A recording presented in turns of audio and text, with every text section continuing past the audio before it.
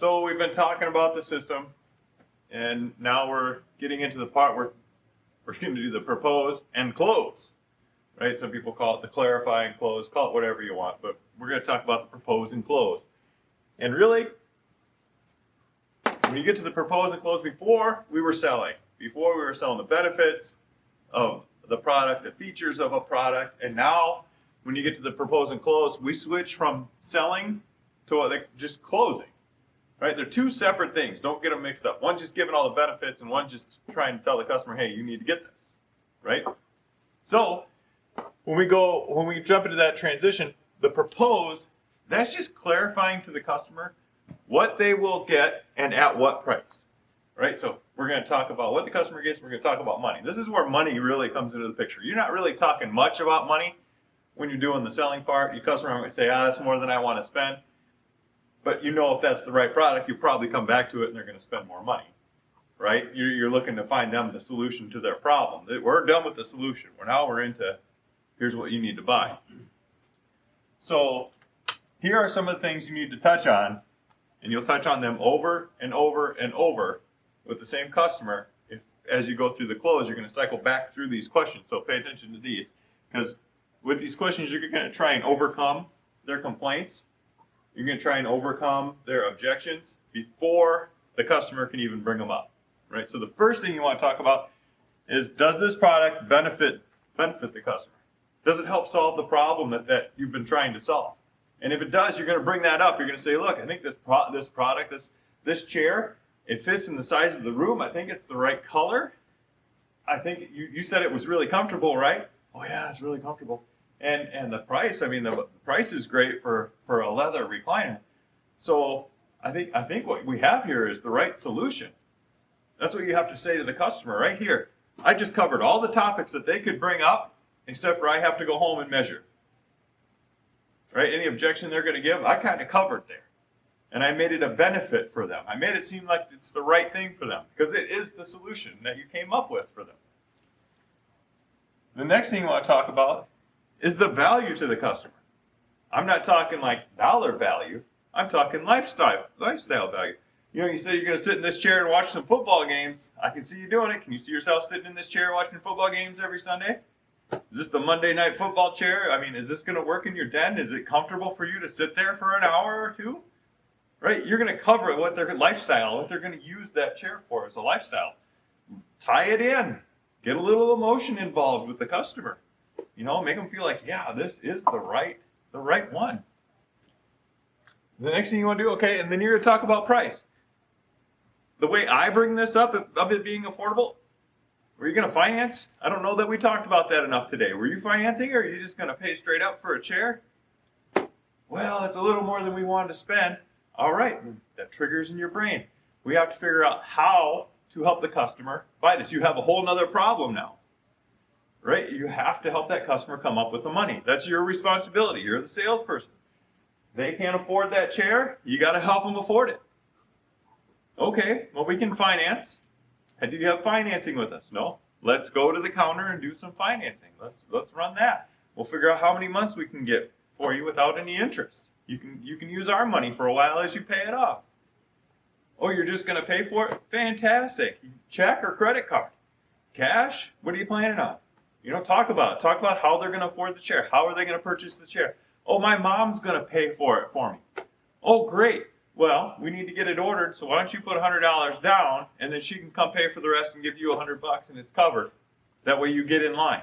You know, Kevin talks about it all the time. Get in line, especially right now. Get in line. Right? Find a way to get that going today. Their mom's going to pay for it. Great. Call her up. You can use her credit card right over the phone to pay for it. She doesn't have to come in. We'll save her a trip. You already know what you want. Right? Your job with affordability is to bring up how they're going to pay for it. How are you going to take charge of this? Because you don't want to get to the end and be like, you want to buy that? And they go, oh no, I don't have money. What? That you don't want to run into that when you ask them to buy. You want to cover that before you get to the buying. You want to have them prepared to say yes. The next thing is the hidden objections. When you're going through these first few steps, you're going to see their face. You're going to see the reaction they're going to give you. And when you talk about a topic, they're going to be like, you know, when you're like, well, is this the right chair? You know, can you see yourself? Yeah. Oh man, there's something there, right? There's something not quite right. Is it the color? Is it the price? Is it the room it's going in? It doesn't fit the style of that room? I mean, there's a hidden objection. There's usually only one objection that a customer has. Right? And sometimes they're not going to tell you. So to find the hidden objection, when you can tell they're just not quite ready, or when you're going through this close process and you go back and they're still not telling you, you just have to keep asking questions because there's something not right. I didn't want leather, but you said you did. I changed my mind. Now you got to help them find a fabric one. Yeah, so really the purpose of the propose is to totally describe all the benefits that the customer gets with the chair before you present them with all the numbers. I mean, you can present them with numbers the whole time you're going through them. You can see them on the tag. But before you're presenting the hard numbers to say, hey, here's your total, are we going to go with this? You have to make sure that there's a benefit for the customer or they're not going to buy it. If there's no value, I've talked about this before, the value of whatever they want has to exceed the price of the product for them to say yes. If the product is this expensive and that they only see this much value, they're not going to buy it. I don't need that. It doesn't solve my problem, right? So you've got to build value, and that's what this does. You reestablish that value that you went over through the whole selling process.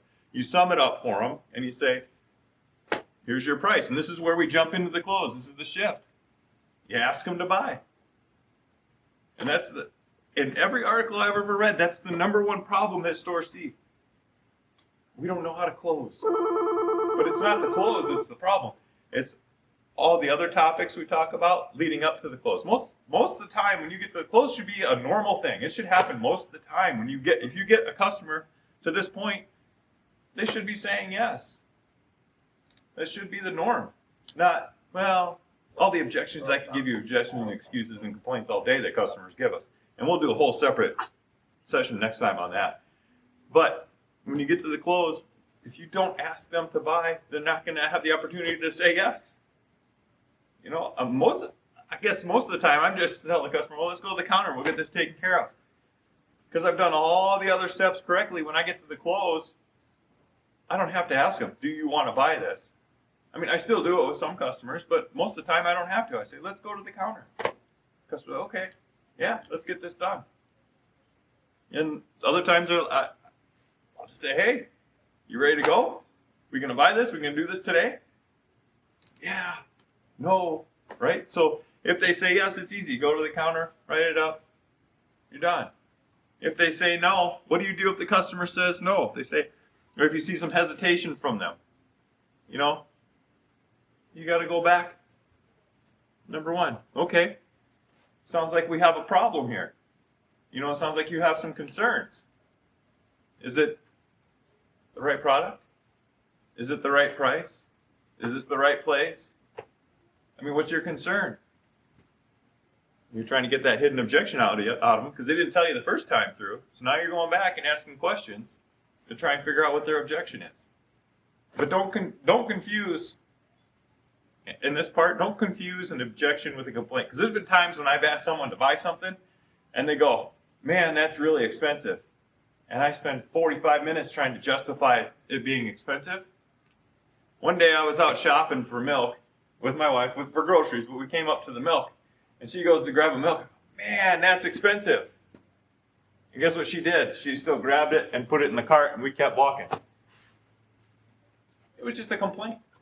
Still bought the milk. Just because it's expensive doesn't mean I'm not going to buy it. Yeah, that's my complaint. It's expensive. That's just a complaint. It doesn't mean nobody's going to buy the product. So don't try and solve something that's a complaint. You need to solve things that are objections, like that chair wasn't comfortable for me. But they didn't want to say it because they didn't want to hurt your feelings because you've been doing so well. You're so nice of a person. They didn't want to hurt your feelings and say that's not the right chair. No, crush my feelings. Make me feel terrible. Help me be a better salesperson. Which one? Let's go find the right product for you, right? So, but don't handle complaints. Because if you take that complaint and they say that's really expensive and you try to handle it, guess what? You took it yourself. As a salesperson, you took that complaint and actually turned it into an objection for the customer. I mean, you solidified that as, Yeah, I'm not going to buy that. That's expensive. You're telling them it's expensive while you're trying to justify why it's not. Don't make a complaint bigger than it should be, right? Another great complaint we run into right now is it takes 6 months. Yep.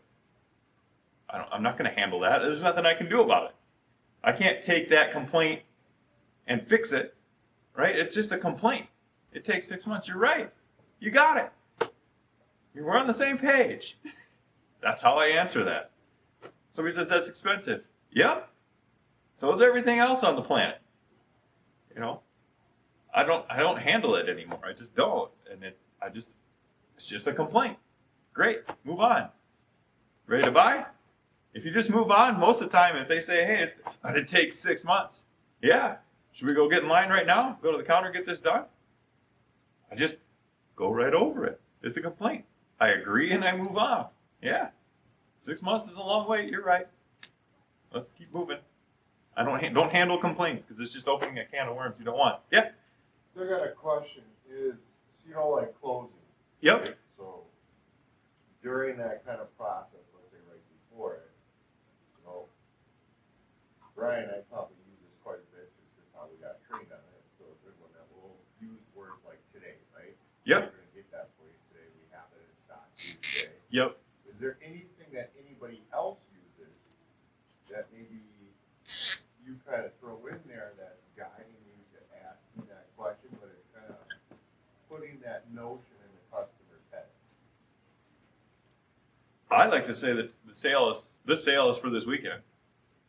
Especially if we have, if it's Labor Day. Hey, well, it's the Labor Day sale. So this is the time to buy. You're in the right place, right time, right now. That reassurance that we talked about a couple weeks ago, that really comes into play here. You should be doing that the whole way through, reassuring them that today is the day, now is the sale, this is the time to buy. But yeah, using words and phrases like today, that's great. Hey, today we have this. Today the financing special is this. Right now, this is the special. This is the deal that we're getting from the financing company. I'm here today, so let's get this done so you don't have to wait for me on a different day. You don't have to come back when I'm here. Anybody else use anything that he was asking? Well, no. Those are good things to share if we come up with them. And if you keep in mind the urgency, that might help you just come up and be creative along the way. Kind of like Kevin, get in line, right? Yeah. Yep. Hurry up and get in line. Because if you don't, you're going to be at the end of the line. Yeah. Bring up that urgency. And know, too, you could have to go through this 4 or 5 times before you actually get a yes. And the reason that's important, because if you don't try to go through, say you go through it 3 times, and let's say you're looking at an Ashley sofa. This would be a great example. You're looking at an Ashley sofa. You go through this 3 times. And eventually you're like, I'm not going to ask again. And they leave. And they go see the same product at Slumberland or Ashley, right? They see that same product. They're gonna go over there. Hey, I got a question for you. I didn't get answered at the other store. Does this come with the pillows? Yeah, it comes with the pillows. Great, I'll take it. Right?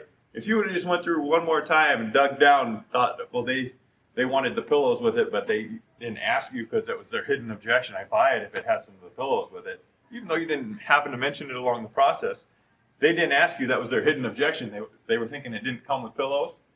And they go over and ask the competition if they get pillows. You just did all that work for 45 minutes for them to go to another store and buy the product because you didn't dig a little bit deeper, ask one more question, go through it one more time to ask for the sale. Right? So that sounds really stupid, to lose a sale over a pillow with all that work you did. So you might have to go through it 4 or 5 times to get through to the real objection with the customer where you can solve that problem and get them to purchase. Don't just try once and die. Doesn't work. You're going to ask a bunch of times. And then I tried to compile a little bit of a list here of why you fail, why I fail, why salespeople fail at closing. Why do we fail? Well, you don't try to close. You don't try enough times. We just talked about that.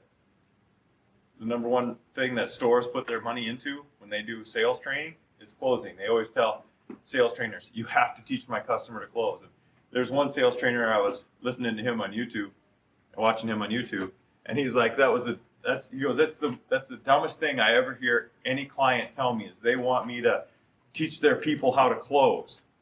No, what I have to do is teach them the steps before the close, because when you get to the close, it shouldn't be a problem. He's like, I hate it when customers say, teach my people how to close. That means I have to teach them a whole process. He goes, if they were to come to me and say, teach my customer how to present a benefit to, he would like that. That would work great. I can teach you how to present a benefit. But I don't want to come in and teach a whole sales system to somebody in an hour. That's too hard. So closing, it's when you get here, yeah, you have to overcome some objections, but you don't want to have to go back through that whole process again. So you have to try to close to get to those objections. That's basically what I'm trying to get at here. You got to keep trying to close. The next thing, unable to deal with a customer's emotional state. When you get to the propose and the close, guess what you're talking about? You're not talking about the furniture much anymore. Most of the time you're talking about the money, and people get real emotional when you're dealing with them and their money, right? They're saying, well, I don't want to give you my money, but if you present enough value in the product, the money isn't as important as the value they're going to get, so they're willing to trade the money. But if you didn't build enough value in the product, they're going to get a little more emotional about being separated with their money. Right? That $300 sofa, that $300 mattress, oh man, it's that expensive. Well, you definitely didn't build enough value. And that's a common place to not have enough value built, because I don't want to sell a $300 mattress. I know it's a piece of garbage, right? I don't want to put too much value in it, because I'd rather have them buy a better one that has more value. But if their budget is only $300 and you don't build it's easy to build $300 with value. Yeah, it's a $300 mattress. It'll work great for a short time. It's a 5-year mattress. It's a 3-year mattress for $300. It's $100 a year. There's enough room to build some value there and still give them the perceived notion of how long that mattress will last. And that's fine, because that's their budget. But if you present like, it's a piece of garbage, you don't want to buy it, and all they have is $300, they're going to leave and not buy it. And chances are, when they have more money to buy something, they're not going to buy anything here, because the salesperson there tells me their stuff is crap. All they sell is cheap garbage, right? Because they didn't look at anything else. They don't know what we have that's better. So they get that perceived notion of, it's just garbage there anyway, right? You still have to build value in whatever the customer wants. So you have to deal with those emotions. You have to be able to handle it. The best way to do it is to build value. Then the money doesn't seem like a big deal to the customer if you build enough value to make the product worth it. The next thing is what we talked about, is trying to handle complaints. They're just complaints, just go right over them. Agree, yeah, it's expensive, and go right over it. Shoot, when I lay people on the beauty rest on the K class, I'm like, hold on to your wallets, it's expensive. I complain before they can, because guess what? If I say hold on to your wallet, it's expensive, do you know how many customers say, it's not that bad? Almost all of them. Almost all of them say, not that bad. Yeah, it's expensive, but it's not that bad. But if I were to lay them on it and they say, how much is this? And I say, it's $5,000. Most of them be like, holy cow, $5,000. And here I am. Yeah, but blah, blah, blah, blah, blah. No, just, it's that much. Let's see, the next thing. Shortage of closing material and ability to overcome objections. I guess the easiest answer for that is we're going to have a whole session like this on overcoming objections and handling objections, because that's a whole half hour all by itself. I don't want to do it here. I just want to cover what this does.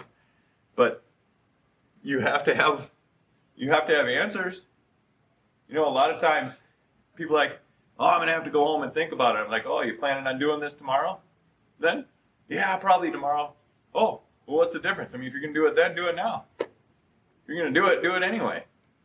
That's my favorite one. If you're going to leave and you're going to do it tomorrow, just do it now. Do it anyway. Why do you want to come back? And it works great. Especially when there's a husband and wife there. The husband's like, I don't want to come back. I've already been here for 4 hours and I don't even care to start with. But we'll go over a whole bunch of those. And if you have any objections you want me to cover that you run into a lot, just send me a message so that I can write it down. Yeah. So my thing to add to that is, so you know how there's all the steps, right? And then there's the fail. Well, sometimes we get to the fail part first, and it's the customer doesn't know our steps or our process. Right. We gotta look at it and go, God, I didn't do this. That's sometimes it's good to talk to another person and see is going, hey, I did this, this, and this. You got me. You want to follow? Yep. But you can easily do all those steps. It just may come later. They don't know that. So sometimes our kind of discovery or benefits or getting to know them happen kind of backwards. Don't be afraid that it happens backwards. But just knowing that you can do that, you just got to notice, you're like, hey, I didn't do any of this. I got to do this now. Right. Exactly. Because really what we are, the salespeople, we're just information givers.